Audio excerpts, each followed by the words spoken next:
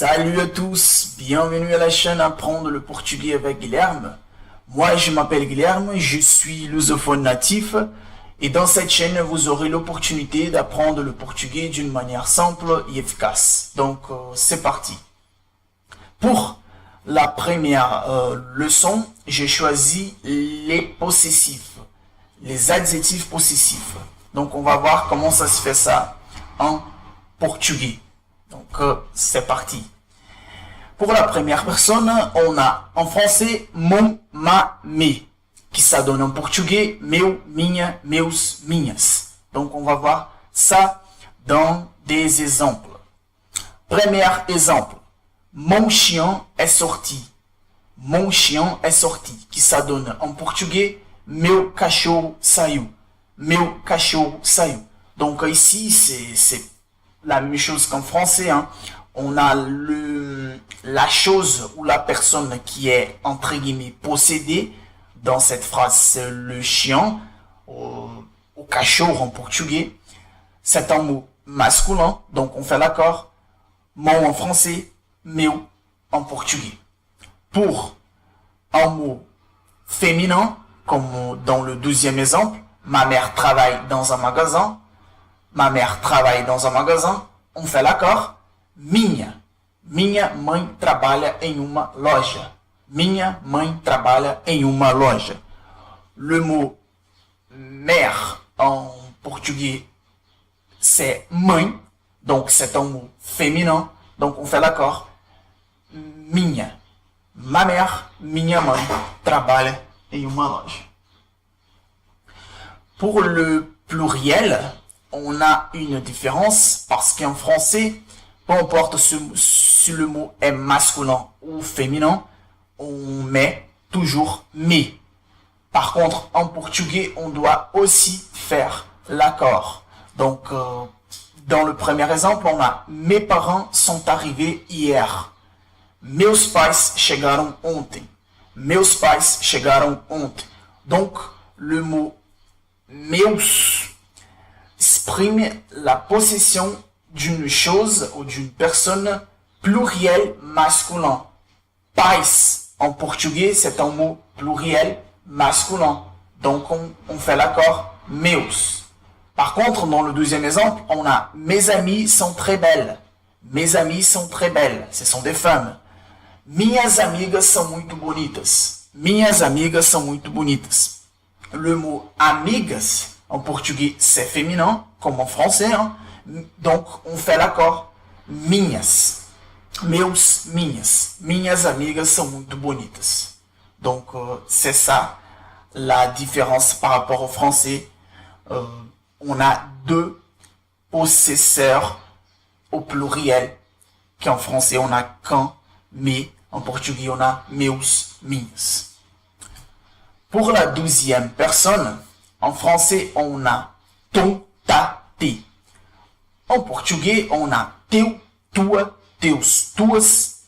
Mais on a aussi seu, sua, seus, suas. Ça dépend de la région, ça dépend du pays. En Portugal, on utilise plutôt teu, tua, teus, tuas. Au Brésil, dans la plupart du pays, on utilise seu, sua, seus, suas. À la télé, à la radio et dans le centre du pays, on utilise seu, sua, seus, suas. Par contre, il y a des régions dans le sud qu'on utilise teu, tua, teus, tuas. Mais les deux formes sont correctes. Il faut juste que vous sachiez la différence. En fait, il n'y a pas de différence. Teu, seu, c'est la même chose. Tua, sua, c'est la même chose. Il faut juste faire bien l'accord. Donc, on va voir ça dans des exemples. Ton ami est un con, un connard. Teu amigo é um idiota. Donc, comme pour la première personne, on fait l'accord. Comme en français, ton ami, c'est un mot masculin. Ami, c'est un mot masculin. Donc, on fait l'accord. Ton. En portugais, c'est la même chose. Teu amigo é um idiota. Teu amigo é um idiota. Par contre, si c'était ami en français, une femme, avec un E, en portugais, ça serait amiga. Et ça serait tua amiga. Tua amiga. On devrait faire l'accord, comme en français, mettre le mot tua, tua. c'est ça la différence, parce qu'en français, comme on peut pas faire l'encontre des deux voyelles, ta ami, par exemple, on met ton ami. Mais en portugais, il n'y a pas de problème. Donc, si c'était un mot féminin, amiga, on ferait l'accord tua, tua amiga. En français, ça c'est pas possible à cause de l'encontre entre voyelles, mais en portugais, il n'y a pas de problème. Pour un mot féminin, comme voisine, ta voisine est là, on fait la même chose. Tua vizinha está aqui. Tua vizinha está aqui. Ça pourrait être aussi sua vizinha. Comme dans le premier exemple, ça pourrait être aussi seu vizinho. C'est à vous de choisir et ça va dépendre de la région et du pays qui vous êtes. Voilà. Mais tua vizinha, sua vizinha, c'est la même chose. Tu fais l'accord. Vizinha, c'est un mot féminin, voisine. Et donc, tu fais l'accord tua ou sua. Pour le pluriel, c'est la même chose par rapport à la première personne. En français, on a qu'un mot. En portugais, on a deux. Tes amis ont cassé ma fenêtre. Teus amigos quebraram minha janela. Amigos, c'est un mot masculin. Donc, tu fais l'accord. Teus. Par contre, si c'est un mot féminin, comme dans notre exemple, tes mains sont sales. Tuas mãos estão sujas. Tuas mãos estão sujas. On doit faire l'accord. Tuas mãos. Mãos, en portugais, c'est un mot féminin, comme en français, hein. Mais en français, on fait pas l'accord au pluriel. En portugais, on fait. Donc, tu dois mettre tuas ou suas. Ça dépend de la région qui vous êtes.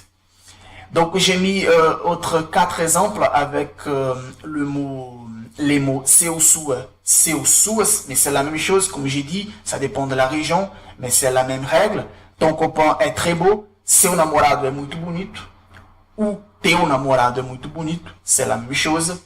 Ta chemise est propre, sua camisa está limpa, sua camisa está limpa. Pour le pluriel, tes baskets sont bleues, tes baskets sont bleues, seus tênis são azuis, seus tênis são azuis. E pour le mot féminin, tu as perdu tes chaussettes, você perdeu suas meias, você perdeu suas meias. Le mot chaussette, c'est féminin, donc tu fais l'accord. Suas. En français, on met toujours tes parce qu'on a qu'un mot. Donc, pour la deuxième personne, c'était ça. Maintenant, on va avancer, on va aller à la troisième personne du singulier. En français, on a 3 mots, son, ça, c'est. En portugais, on en a que 2, dele, dela. Et ici, il y a une différence.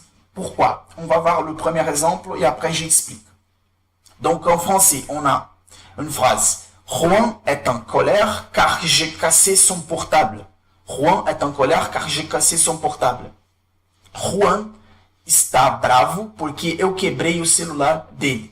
Donc on a vu dans les 2 premiers exemples, pour les 2 premières personnes, qu'on faisait l'accord avec la chose ou la personne qui est possédée. Si la chose ou la personne qui est possédée dans une phrase est masculin, on faisait l'accord. En portugais, teu ou meu. Pour la troisième personne, on doit faire l'accord avec la personne qui possède. Donc, ici, on a une différence par rapport en français. En français, ça reste la même chose. Juan est en colère car j'ai cassé son portable. Portable, c'est la chose possédée. C'est une chose masculine. Donc, on fait l'accord. Son. En portugais, par contre, si la personne qui possède, c'est une femme, on devait faire l'accord avec elle. Par exemple, dans cette phrase, on a Juan, mais on va faire une supposition, on va dire que c'était une femme. Par exemple, Alice. Alice está brava porque eu quebrei o celular dela. Même si le mot celular est un mot, comme en français, masculin, Alice, c'est un mot féminin, c'est une femme. Donc, on fait l'accord avec Alice, pas avec le portable, le cellulaire. Donc, c'est ça la différence. Pour la troisième personne, en portugais, on fait l'accord avec la personne ou la chose qui possède, pas avec la chose ou la personne qui, entre guillemets, est possédée. Donc, on va voir un deuxième exemple. Sa mère est allée travailler. A mãe dela foi trabalhar.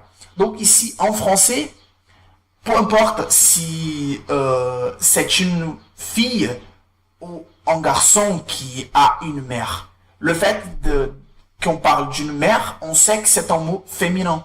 Par contre, en portugais, on fait l'accord avec la personne qui, entre guillemets, possède la mère. Donc, la fille. Donc, a mãe dela foi trabalhar. Par contre, si c'était un garçon, si c'était la mère d'un garçon, on dirait a mãe dele foi trabalhar. On fait l'accord avec la personne qui possède. Donc, a mãe dele foi trabalhar. En français, peu importe. Si c'est un garçon ou une fille qui a une mère, on va dire sa mère est allée travailler. Peu importe, parce que le mot mère, c'est un mot féminin. On fait l'accord avec le mot qui est possédé. En portugais, c'est différent. En autre exemple, où est Camille? Où est Camille? Son cousin est arrivé. Onde está Camila? O primo dela chegou. Donc c'est la même chose en français, on fait l'accord avec la chose qui est possédée ou la personne. Donc son cousin, parce que cousin c'est un mot masculin. Par contre en portugais, pour la troisième personne, on fait l'accord avec la personne qui possède. Dans cette phrase, c'est Camila. Camila en portugais. Onde está Camila? O primo dela chegou. Peu importe si le mot primo en portugais c'est un mot masculin. Le fait que Camila c'est une femme, on fait l'accord dela. O primo dela chegou.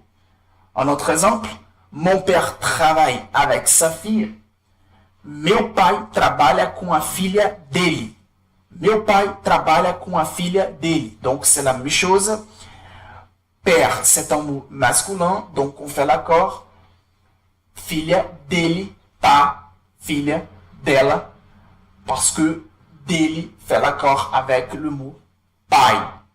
En français, on fait l'accord avec la fille qui est possédée, entre guillemets, qui appartient au père, entre guillemets.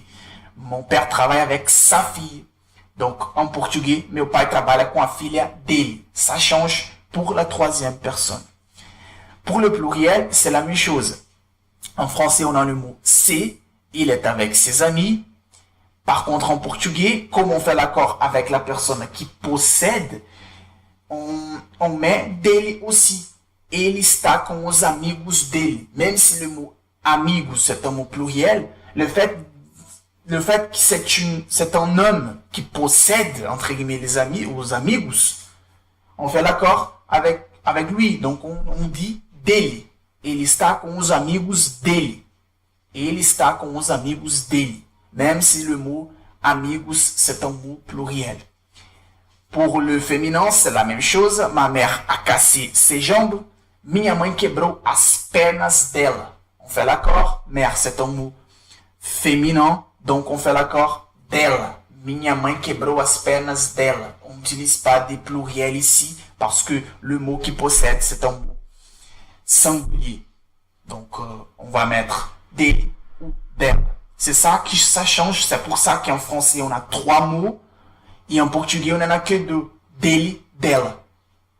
Parce qu'on fait l'accord avec la personne qui possède, pas avec la personne qui est possédée. Ça, c'est pour la troisième personne. Pour la troisième personne du singulier. Pour la première et deuxième personne du singulier, on fait comme en français. On utilise ton, ta, te, teus, tuas. Seus, suas. Et le pluriel, teus, tuas. Comme en français.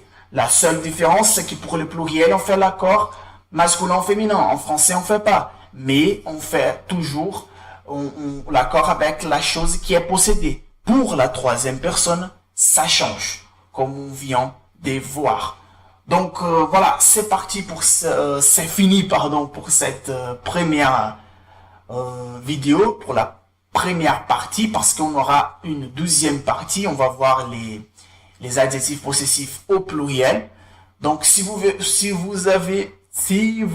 aimeriez bien voir la deuxième partie, si vous avez bien aimé cette première partie, vous pouvez laisser un pouce en l'air et vous abonner à la chaîne parce qu'on aura beaucoup de vidéos, on va voir beaucoup de choses par rapport à la langue portugaise. Donc, si vous avez bien aimé, vous pouvez laisser un commentaire et on se retrouve pour la deuxième partie de cette leçon.